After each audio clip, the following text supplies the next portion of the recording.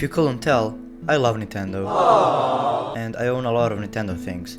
You could say that I'm a Nintendo fanboy. It sounds pretty weird, and I'm not the type of person to usually collect things and be a fan, but Nintendo is an exception. So today I'm going to be going over everything Nintendo related that I own chronologically.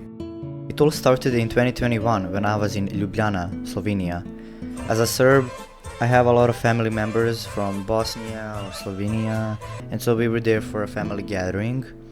And me and my grandma were in a toy store, and she promised to buy me anything I want. And I saw a Nintendo Switch and pointed and said, I want it, I want it. And my grandma just couldn't say no, even though it was 330 euros. I was like 10 years old, so I didn't know about how money works and that it's actually very expensive, but she got it anyway, and I was really happy.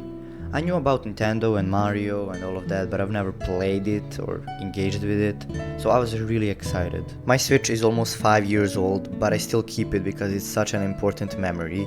It has stickers, the kickstand is broken of course, I have a micro SD card, and there are a lot of little scars and the screen is a bit broken, but it still works, and I have a lot of games. I mean, just look at this. But of course I don't use it anymore because I have a Switch 2, but you'll see that soon. Anyways, moving on. While we are on that topic, here are all the physical games I own. It's quite a lot, I know, but I've been collecting them over the past 5 years, so it makes sense.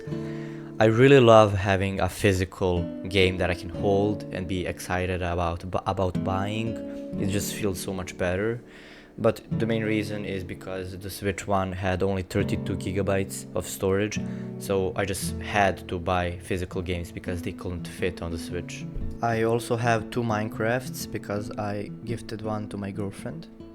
And also, if you ask me which of these games is the most valuable to me, I would say Super Mario 3D All Stars.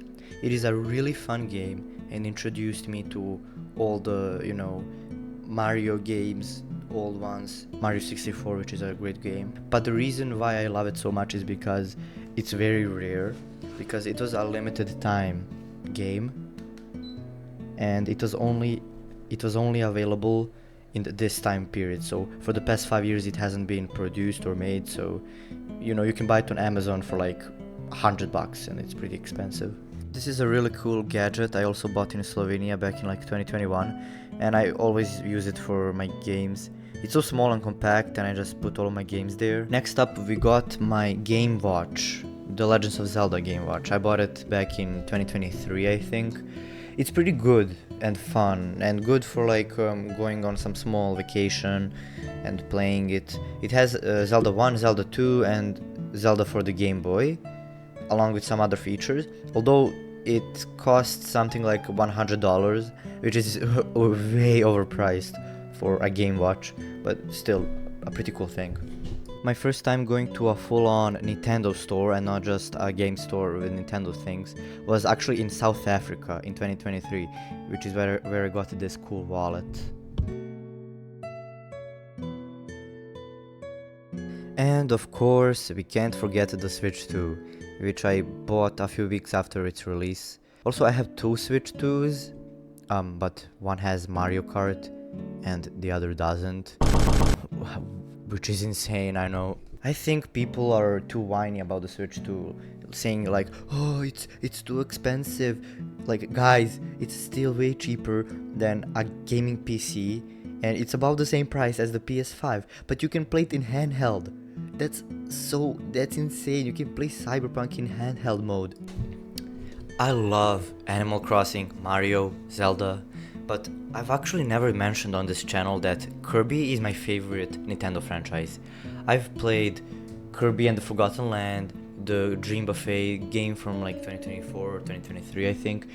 And so I have a Kirby plushie from New York. It's from New York City, the official Nintendo store. And I love Kirby so much, man.